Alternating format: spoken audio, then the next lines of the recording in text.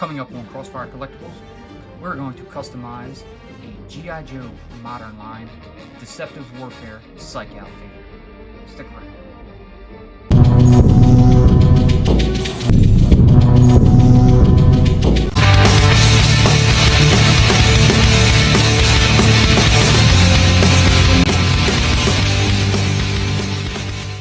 What's up, and welcome to Crossfire Collectibles. Today's video, we're going to give you a little tutorial on a customization of a Modern Line G.I. Joe Deceptive Warfare Psyche-Out figure.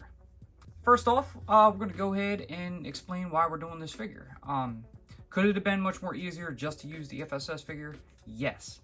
However, I want to do a few custom touches, and I don't want to ruin an FSS figure. Basically, I'm going to use almost all the same parts as the FSS figure, but I have a few twists. Like, I'm going to use the retro figure accessories. I'm going to add some custom paint, and I guess I'm going to swap out some parts. And basically, it would be the gloves and the legs on this figure. So I'm going to go ahead and go over how the FSS figure looks.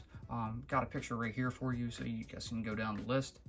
So the FSS figure consists of the torso, waist, and arms of Duke version 43. So that was a POC Duke. That's the same thing we're using here, minus the hands. We have some different hands on there. For the legs, it calls for Zartan version 20, and that's also the POC version. However, I'm going with Snake Eyes version 58, a retaliation figure, basically for the knee pads. I wanted some larger knee pads on this figure, just in case, you know, if I ever do put them in a crouch down pose, you know, it looks a little bit better. The head itself, we got the head from AVAX Labs. Always good going with him. He's got some great items on the website. Here's a close-up of that head for you. The antenna does not remove on this, and I'm fine with that. But if you do get this from him, watch it. There's two different versions. There's one without the antenna, and the second version with. I actually have both, but I have plans for the one without the antenna, you know, in the near future. The parts, the accessories here, we have this. They called it a box, but it would be our sonic emitter, and this is a vintage version. We also have the vintage backpack.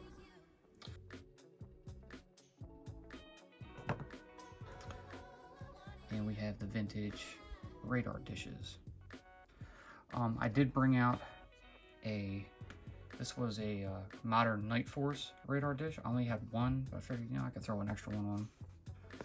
And we have our vintage pistol, which we're actually going to try to use with it. It should fit fine. I've checked it out in the hands. It looks okay. The grip on it's a bit long, but it'll work. And in case we want to, you know, spruce it up a little bit, we can give him this ROC modernized rifle, which also came with the FSS figure.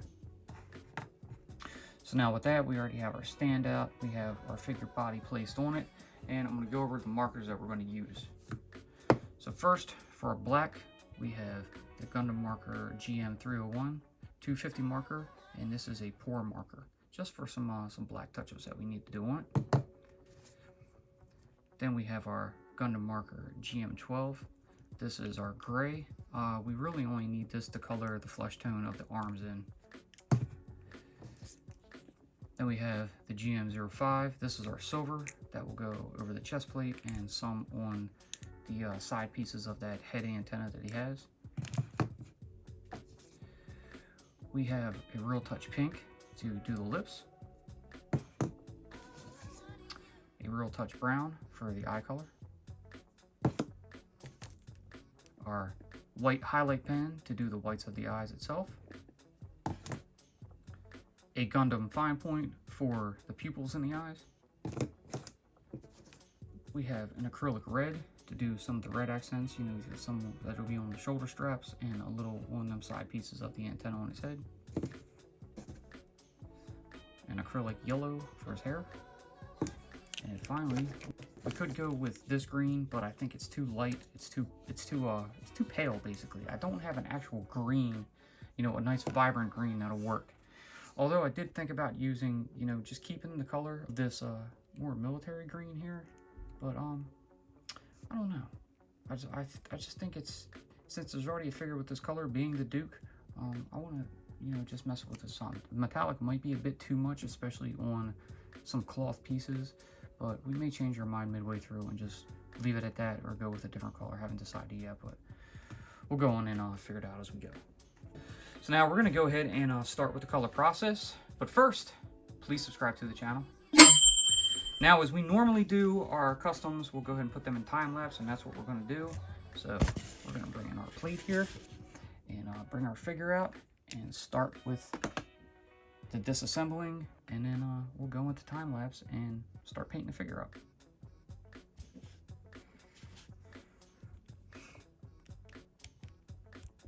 So first we want to get these screws out. So we'll simply unscrew them to pop the legs off, just like that. And we'll get to the other one and get that screw out. Separate those legs and pop that out. Now, if I do decide to go with this shirt in that color, it would be kind of neat because he does have the G.I. Joe patch on the side. So you can see the star right there. I'd be able to keep that, and that's nice. I could mainly just paint this chest plate and add this little custom sticker we have. Now, he has that one certain symbol on his chest already. So I went and looked at my decals here. Sorry if it's hard to see, it's very small. But I cut out this kind of upside down cobra symbol, and I'll just turn it upside down and put a little red dot in the middle, and that should replace what I need for it to look like. And one more marker to go over our darkness on the butt and I guess cod piece itself. We have GM 190, and that's going to mark dark gray. So we're going to give this a shake, and we're going to start with the paint.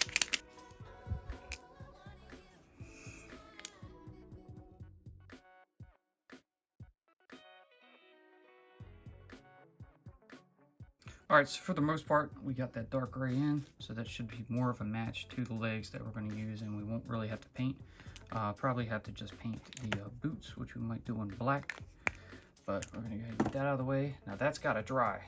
So in order to get with the rest of the shirt, I have to let that dry first because I have to use the bottom piece. So what we're going to do is actually move on to the head. So for this, I was actually working on a Footloose head earlier, and I don't have a video for that, but I needed to replace my Footloose head since I used that for my Victor Draft figure. But we're going to get that out of here, and we're going to use this Q-tip that we used so we can stick our head onto that, and that will hold it in place a little bit better for us. So what I want to do is I want to paint the eyes, and I got to paint the antenna. Some of it's going to be red, like the border of it, and we have silver in the middle and on the antenna, the blonde in the hair, and we'll go ahead and get that started. So the first thing we're going to do is take out our white and get the whites of the eyes.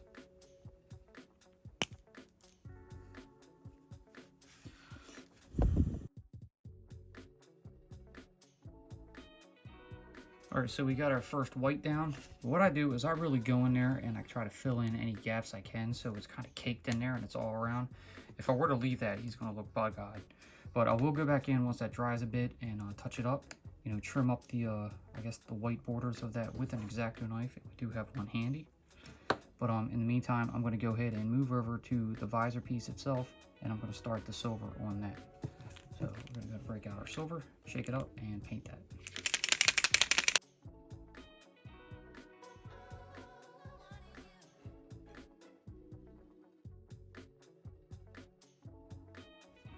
Okay, we went ahead and put the silver around the antenna. Let me see, there's a few spots I left open to put the red into. We did get a bit on the back of his hair, but that's okay because we actually have to go back over that so we can actually get in and do the hair. So we'll just cover that up when we're ready. The eyes are probably done, but I don't want to go touching on this yet because we got the silver on. So I'm actually going to put that aside and let that dry for a few minutes. And then we're going to move back over to the torso. So with this, we have to do these arms. So what I can do is pop these hands off. Get off 1 and 2. And then we'll take our light gray marker and just go ahead and color in the flesh.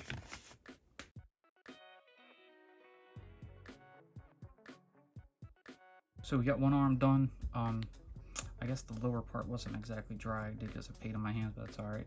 We're gonna go ahead and do the right arm now.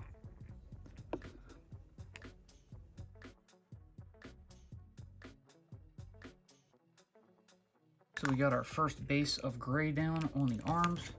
And again, I need to let this dry some because I'm running out of room. The bottom wasn't entirely dry. So what I'm going to do is just break for a few and try to let some of these parts dry off. When we come back, we'll get back to the head some. All right, so now that some stuff has dried, we're going to go back to the head, and I'm going to go in and kind of straighten them eyes up. So we'll bring in our X-Acto knife and we'll just kind of chip off some of that white excess that we don't need.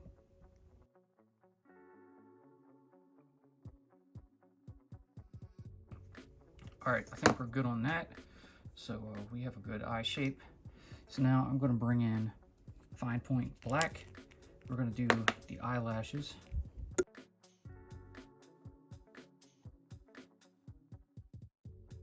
While that sits in, we're going to take our Real Touch brown and give him his eye color. All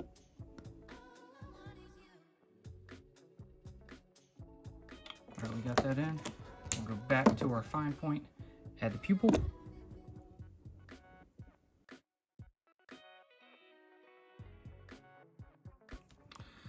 All right, and that should do it for the eye color itself. So what we want to do now is go ahead and bring our X-Acto knife back in and just straighten up a little bit.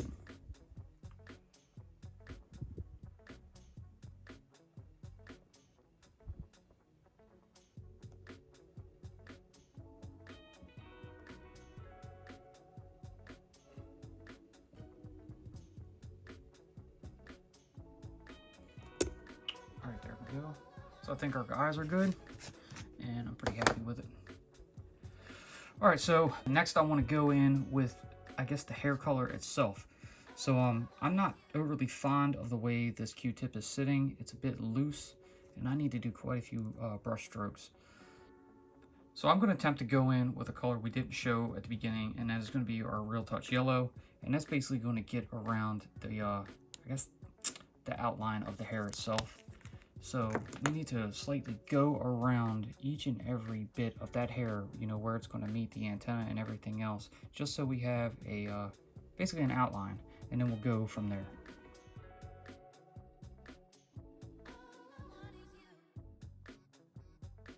Okay, so we have an outline around the hair, and I may actually just end up using this instead of going in with that, you know, full acrylic yellow.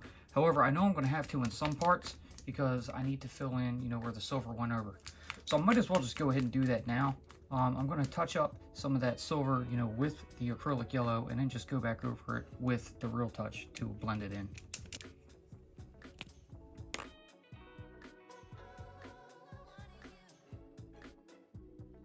All right, so we got our yellow in. I went a little heavy on some of it, but it was intentional because we are going to go back over it with the Real Touch to add some, I guess, darker shading, you know, down in the crevices and cracks. So with that being done, we need to let this dry. So we're going to go ahead and set it aside, and we'll move back to our torso and see how that's doing. So we'll test out these arms and see how they are with the dryness. They seem pretty good. So now we'll go ahead and bend them so we can get into those joints and get that done.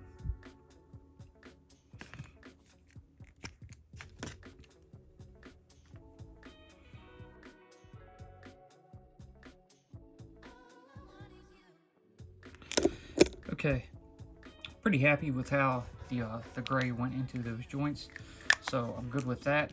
I added on a few more touch-ups in some certain areas, so now this needs to dry once again. Okay, so off camera, I went ahead and waited for the hair to dry a bit, went back in, added some darker touch-ups, and then went back over it again with the yellow, and that's what we got for the hair. I'm pretty happy with it, so I'm going to leave it at that. We still have to go back in and do the lips and the eyebrows, but first I want to go ahead and add that red onto his visor. So we're going to break out our red. It's got a few shakes already, and we're going to go ahead and get that done.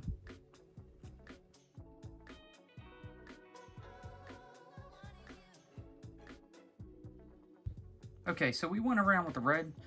We did go over a bit, you know, around some of those corners and edges, but that's okay. Gotta let that dry, and I'll go back over and I'll touch that up. There's a few spots where I need to put some silver on the back. I think the lower part is pretty good. So now we're going to go ahead and do the eyebrows while we wait for that, and then we're going to put this aside to dry, and then we'll move back to the body.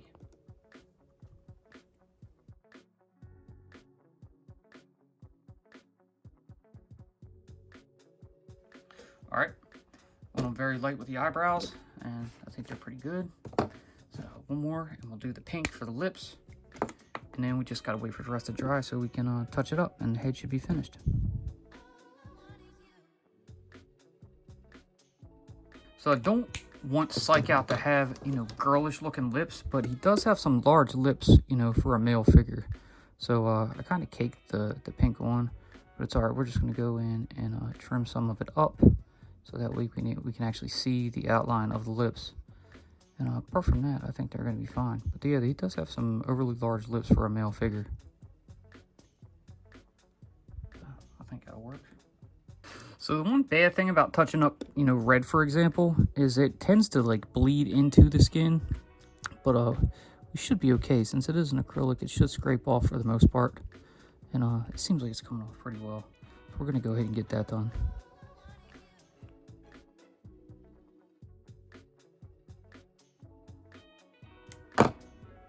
All right, we got most of the red off that was bleeding onto his skin, but we do have to go back over and touch up a bit that I did scrape off.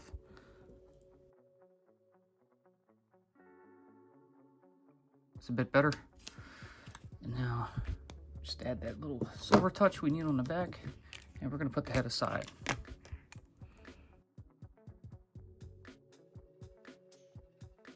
So I think that'll do it for the head. It's okay for the most part. I might have to touch up some more of that red. You know, it's leading onto his face, but for the time being, that's done, and we're gonna get that out of here. So now we're gonna move back to the torso. Next up, we figure out if we're gonna leave this green or not. I personally would like to, but we do have to do that chest plate, and for that, we need to color in it silver. So we'll keep our silver out. And I guess we'll go over the back and the front, and then we'll start to do that.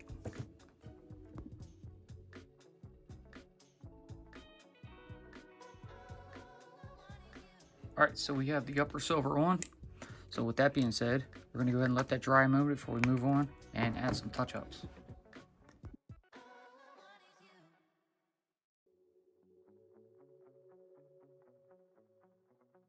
Okay, we have that in.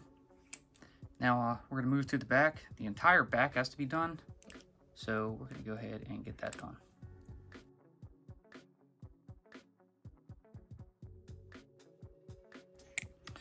All right, so I think we got the silver done for the most part on the back and front. One thing I did forget to go over was his back piece right here. So instead of the normal modern style, what I was gonna explain about the backpack earlier was that you can simply trim down the peg to be able to fit into a modern style, but I simply just drilled that out with a Dremel, so the vintage piece will fit in the back with no problem. I did forget to go over that, but anyways, we have that done. We have to add a few colors to the bottom, which would be right here, and that would be a black, and then we have a red right above it. So I think I need to let the silver dry a bit, and then we'll go in and add those colors. All right, now that that's dried a bit, we're gonna go over a few other things. So with the head right here, so the red that goes all the way around on here, that doesn't necessarily go with the figure. I added it to give it a more accurate touch. So the red just seems to stop on the FSS figure. When I ran it all the way around, I think it's a bit better. So it actually looks like the full piece. And then for the torso here, so there's some black all around the waist. His entire waist is black. I'll probably do that, and a bit of red right here. There's some red on his shoulder straps here, which I'll probably do. The back of them I'll likely leave silver, but we're gonna go ahead and put those colors in now. So we're gonna start with, I think, the red.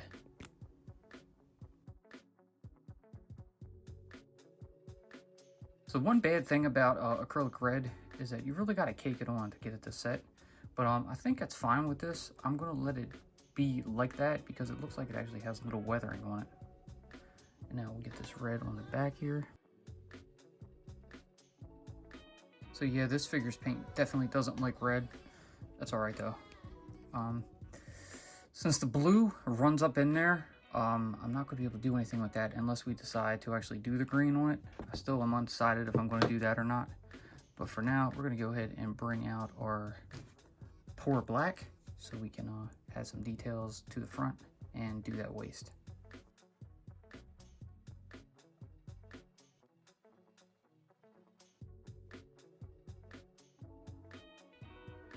Okay, so I think we got the black done for the most part. I did have a slight hiccup. I had a cat run past my leg and it made me put some black on the elbow here. But that's okay. I'm gonna go ahead and touch that up with the dark gray. As for the green on the figure itself, I think I'm actually gonna leave the color it is.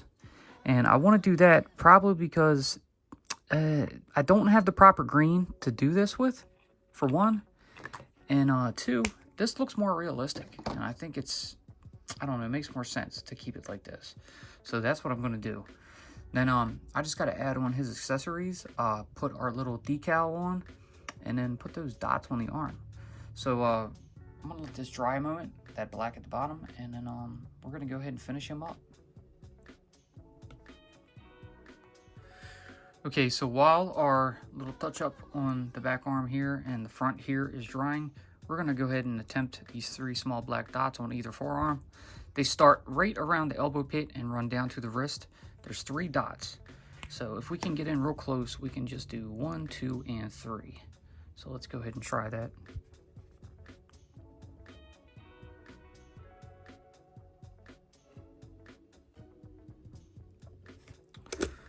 Okay, we got 3 there. Let's go ahead and try the left arm.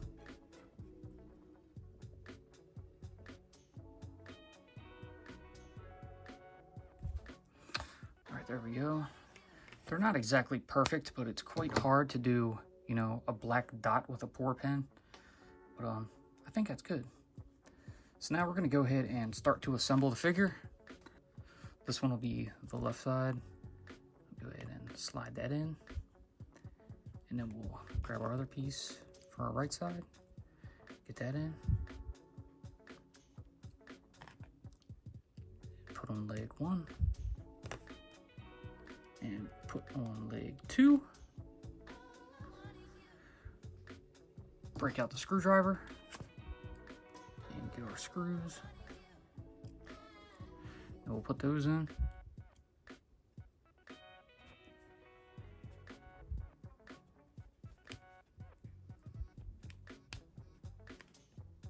And move over to the next.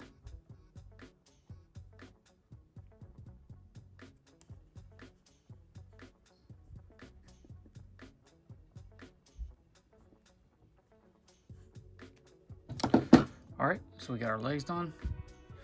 Now we're gonna go ahead and pull these arms up a bit, and we gotta pop our hands back in.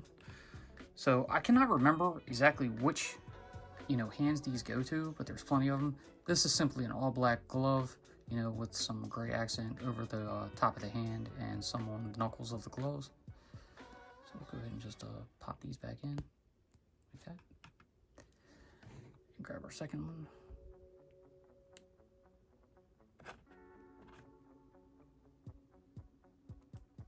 Pop that in. There we go. So now our hands are on. We'll go ahead and bring our stand over so we can get him ready. So we'll just find those holes on the bottom of his feet and peg them feet into place. Just like that. So like I said, I'm actually kind of digging the regular green from the shirt because, like I said, it makes it look more realistic. He doesn't have to run around in a vibrant green shirt.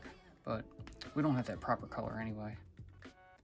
So now we're going to go ahead and put the water decal on. So this is a pretty simple process. We just need a little ramekin, you know, with a splash of water in there, our little tweezers here, and then our decal, which I'll go ahead and bring in, grab a grip of this and show you a little bit closer. As you can see, Psyche-Out's symbol is kind of like this. And we'll just slap that on his chest and put a dot of red to fill in that center hole. So we're just going to go ahead and put that in our water and stir it around a bit. And then we'll take it back out. I'm going to use my finger for this. We got to get that back piece off. Kind of slide that off. Now it's a bit disappointing because it's not entirely the design I wanted. And some of it was left on that back piece of it. But we're gonna go ahead and just lay that onto his chest here. All right, so it's sort of on there. There's a bit more water around. That the decal is peeling pretty bad, and I'm not fond of that. But I think I'm going to just chill with it because, like I said, it gives it weathering. If anything is not perfect, just imagine that it's some weathering. So I think that's fine for now. That water is going to drip a bit, but it'll dry on there and we'll be good to go. So we're going to flip our figure around, and then we're going to plug in our backpack. As I mentioned, I drilled the hole out in the torso to be able to use the vintage backpack, and it pops right on in and holds pretty nice. We're going to come around to our little radar dishes, and I'm going to put one on each upper bicep. Kind of just pop that on right here. Then we'll get the other side, pull the arm out, and pop it in right there. So now we're getting there.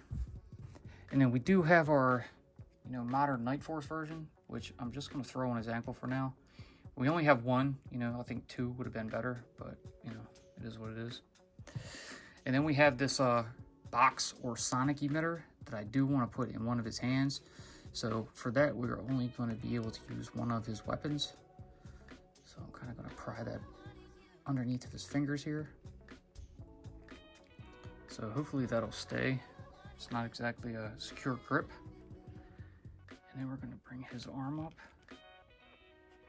give it a bend. And we have his rifle and his pistol. But for this, I'm going with the pistol. So we're going to go ahead and pop that on in right there. And now I think we're done with the plate. We can get that out of here. And we can bring his head in. So we'll go ahead and pop this off of the Q-tip. A little bit of excess hanging. And it will bring it over to our figure and push it on down into place.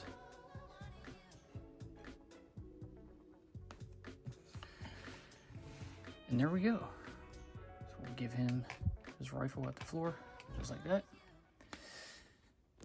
So let's go ahead and throw him up onto the turntable, and we'll give you some final thoughts. G.I. Joe will return after these messages. Be sure to check out our previous videos. A link will always be pinned in the comments. Now, back to G.I. Joe. All right, so here you have it. This is our custom G.I. Joe modern style, or technically POC style, the way I'm looking at it. Deceptive Warfare Psyche-Out figure.